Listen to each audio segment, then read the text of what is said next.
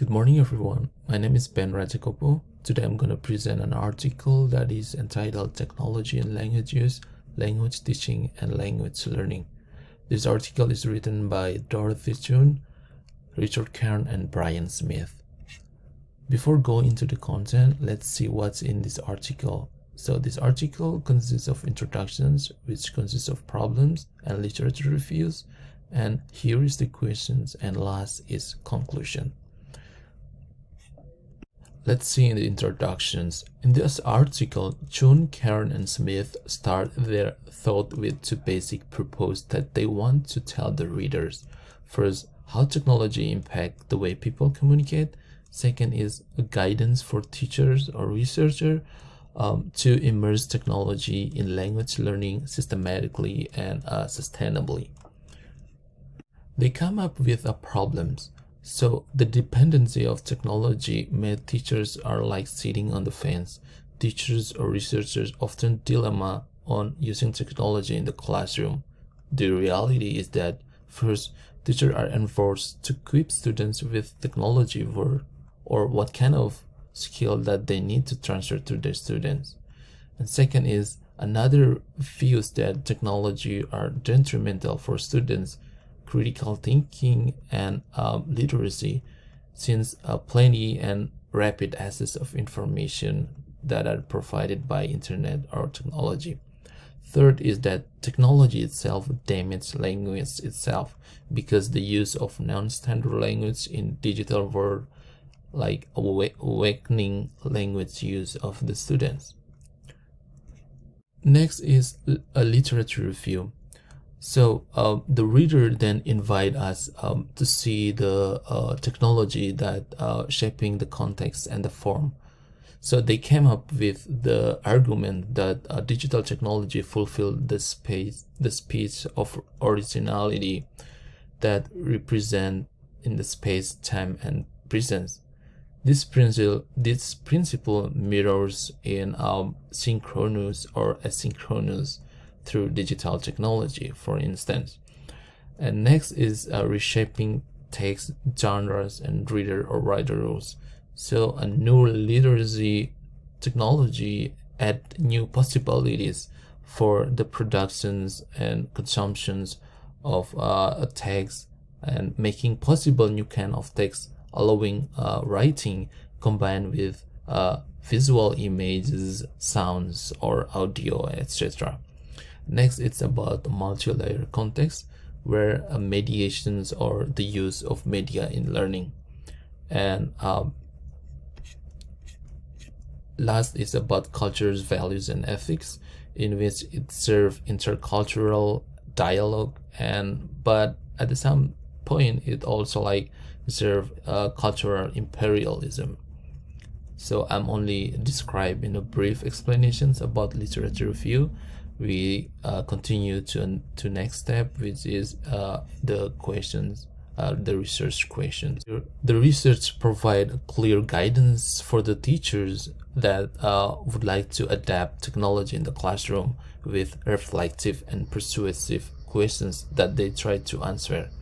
So the questions are: first, what learning goals do I have for my students? Second, what language, culture, and instructional resources do I have available?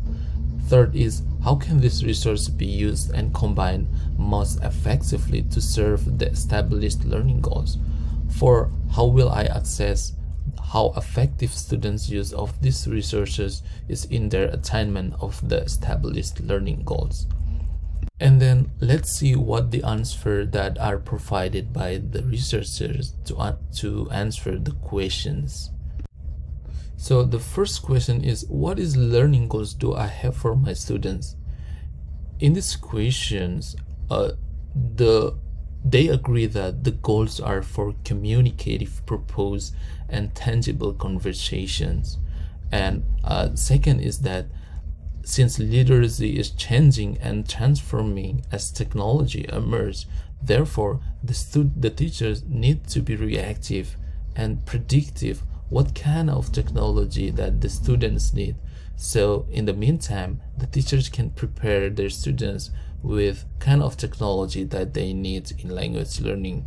So in the future, they will equip with that ability to using technology. Moreover, the research also mentions that the goal is to reconcile communicative language teaching, or CLT, with focus on face-to-face verbal interactions. Then it is important to produce or to create text like essays, written text with visual and video, so students will have the ability to combine written text with audio, video, so they can modify it or they can edit it with technology approach. They also mentions that it is critically important to reflect on virtual realities and symbol of technology in this point of view. Second question is that what language, culture, and instructional resource do I have available? So the availability and affordance of language, culture, and instructional resource is very important here. So the teachers need to go step back and see previous resources that they have and critically engage with what will be available in the future. So the point here that the researchers want to emphasize is the teacher must think how they must be creative to use technology for language and cultural learning tasks that help students develop the particular types of communicative competence that the teachers desire from their students. And the third question is, how can these resources be used and combined most effectively to serve the established learning goals? So the answer is using and combining available instructional resources to achieve one's goals. Here, the researchers again agree that combinations of resources helps the students to achieve the goals that they would like to develop. There are some features that the researcher provide here for each of the aspects, like speaking, listening, reading, and writing, such as using CMC technology with more and varied options to speak with a native speaker, using Zoom or video chat for speaking abilities, or using YouTube or videos online for listening purpose in order to comprehend naturalistic speech, and using various kind of written text for L2 reading, so the students know exactly various kind of text in the internet, and they can be adapted to learning, as well for writing, that the teacher should introduce any kind of discourse styles and register depending on the medium proposed and context of the learner. And the fourth question is, how will I assess how effective students' use of this resource is in their attainment of established learning goals? So the answer is in evaluating language learning resource and assessing students' use of them. So how can we evaluate language learning resource and assessing student use of them? Here, the researchers provide an example of how to afford a digital use using examination of CMC based on the Smith, Alvarez, Torres, and Zhao 2003 works. So they can use 4 qualities to differentiate CMC tools from another. So first one is temporary, which means that's time in which message reaches the audience, impact discourse and behavior of the interactions. Second is anonymity, where it contribute to an atmosphere of critical receptivity or open-minded and decrease inhibitions.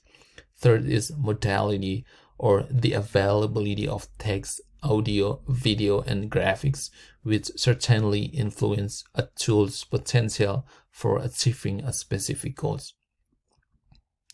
Second point is that student experience and expectations. So evaluating the effectiveness should begin with question effective to whom. Therefore, understanding learners' age, proficiency level, L1 education's experience, interest, and technological sophisticated are very important variables to measure the effectiveness of subjectivity. Third is language learning environment. So the teachers need to realize that even the most technologically advanced classroom, the best learning may not come from sophisticated tools. Next is assessing students' use of language learning resources help teachers and learners manage use technological resources.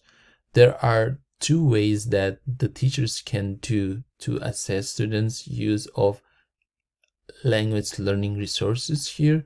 First one is using screen capture.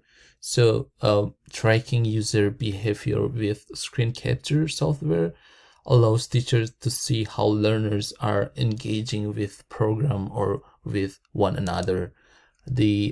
Another option is using eyes tracking that provides new insight into the nature and efficacy if teacher provide recast in CMC environment. And last, conclusion. In these conclusions, the researchers provide 3 points that is very crucial here. First, they argue that technology provides new ways for language, cultures, and the world to be represented, expressed, and understood. Second, the use of technology to support specific learning goals. Third, when teachers and learners use technology purposefully, they engage in some degree of critical reflections. Thank you so much.